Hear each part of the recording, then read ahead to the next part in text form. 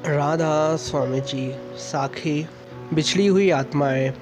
Jesus की कहानी में जिक्र है कि एक बाप के दो बेटे थे और उनका बाप बड़ा धनी था। एक बेटा अपने बाप का आज्ञाकारी था, एक बेटा अपने बाप का बड़ा विद्रोही था। एक बेटा कमाई को बढ़ाता था तो दूसरा बेटा कमाई को घटाता था। अंत उसके पास इन दोनों बेटों को अलग कर देने के सिवाय कोई और उपाय ना रहा। उसने धन दौलत, जमीन जायदाद, घर बार सब कुछ दोनों बेटों में बराबर बराबर बांट दिया।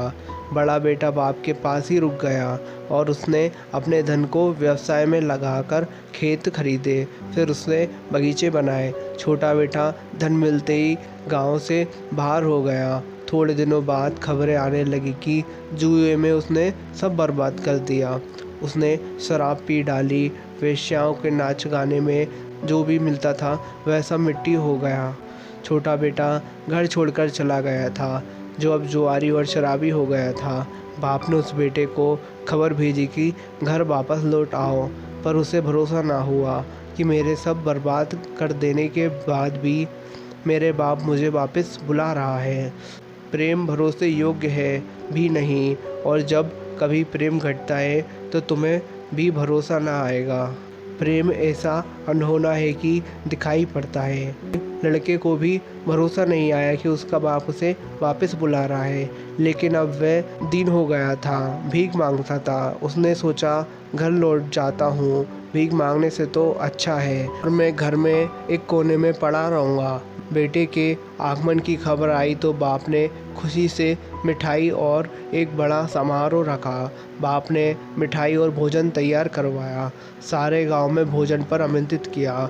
बड़ा बेटा जब काम करके खेत से वापस लौट रहा था तब गांव के कुछ लोगों ने उसे कहा कि हद हो गई, यह तुम्हारा दुर्भाग्य है कि तुम यहाँ हो, बाप की सेवा भी करते हो और अपना कमा कर इतनी मेहनत करते हो, लेकिन तुम्हारे स्वागत में कभी इतनी तरह की कालीन नहीं बिछाई गई, ना ही तुम्हारे स्वागत में कभी बैंड बाजे बजाए गए और ना ही तुम्हारे लिए कभी भोज उत्सव हुआ।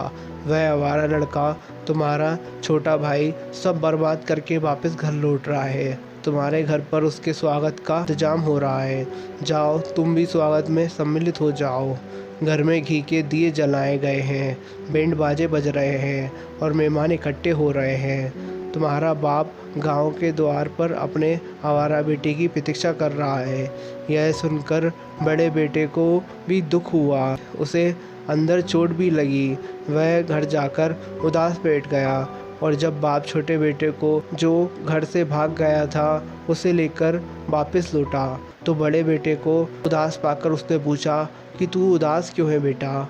उस बड़े बेटे ने कहा, पिताजी, उदासी स्वाभाविक है, मेरा कभी कोई स्वागत नहीं हुआ, मैं आपकी सेवा भी कर रहा हूँ, मैं आपके लिए धन भी कमा रहा हूँ। आपने मुझे जितना धन दिया उस धन से 4 गुना मैंने कर दिया और यह आवारा सब बर्बाद करके लौट आया है, तब भी आप इसका स्वागत धूमधाम से कर रहे हो। तो बाप ने अपने बड़े बेटे को कुछ बातें कही जो समझने योग्य है। बाप ने कहा, बेटे, प्रेम कमाने वाले में और गैर कमाने वाले में फ़र्क नहीं करता।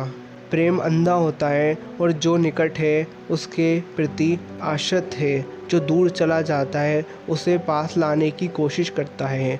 और तुम मेरे पास हो बस और ठीक ठाक हो, इसलिए तुम्हारे लिए किसी वेश्य उत्सव रखने की मुझे ज़रूरत नहीं पड़ी।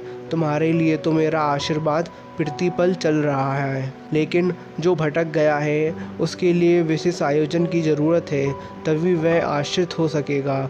जीस कहते थे, ठीक वैसे ही जैसे कोई गार्डिया सांझ को घर लौटता और अपनी भेड़ों को लेकर, और अचानक वह पाता कि उसकी एक भेड़ खो गई है, तो वह 1000 भेड़ों को वहीं जंगल में अंधेरे में छोड़कर उस भेड़ को खोजने निकल जाता।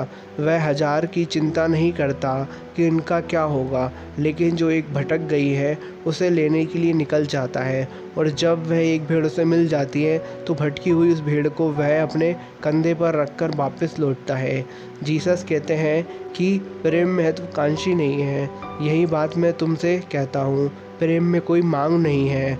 हमारा असली बाप वह परमात्मा भी कुछ ऐसे ही हम बिछड़ी हुई आत्माओं का आत्माओं को ऐसे प्रेम पूर्वक रास्ता दिखाते हैं जो रूहें रूहानी मार्ग से भटक जाती हैं या बिछड़ जाती हैं। उनको अपने साथ अपने सच्चे घर ले जाने के लिए वह भगवान मनुष्य के बीच में एक गुरु को भेजता है। वह गुरु भटकी हुई आत्माओं को नामदान बख्शकर उनको सही रास्ता बताते हैं। गुरु उन भटके हुए लोगों को रास्ते पर ले जाते हैं और उन्हें समझाते हैं कि हमारा असली घर कहाँ है।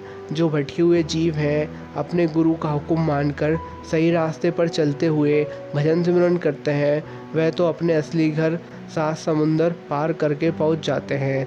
और जो जीव अपने गुरु का कहना मानकर भजन सिमरन में नहीं करता, वह भटक जाता है। जब हम भी उस छोटे बेटे की तरह भटके हुए हैं और अपने घर का रास्ता भूले बैठे हैं, इस दुनिया के ऐशो आराम में हम अपने असली घर का पता भूल चुके हैं। हमारा गुरु हमें ढूंढ रहा है और हमें अपने साथ ले जाने के लिए आवाज़ भी दे रहा है, लेकिन हम जीव उसकी आवाज़ को अनसुना कर रहे हैं। हम इस दुनिया की ऐशो आराम में इतने मगन हो गए हैं कि हम उसकी आवाज़ सुनाई नहीं दे रही है।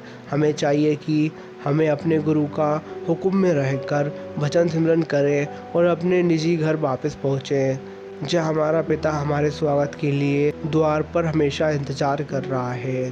राधा स्वामी जी। आशा करता हूँ ये साखी आपको अच्छी लगी हो तो वीडियो को लाइक कर दीजिए, चैनल को सब्सक्राइब कर दीजिए। राधा स्वामी जी।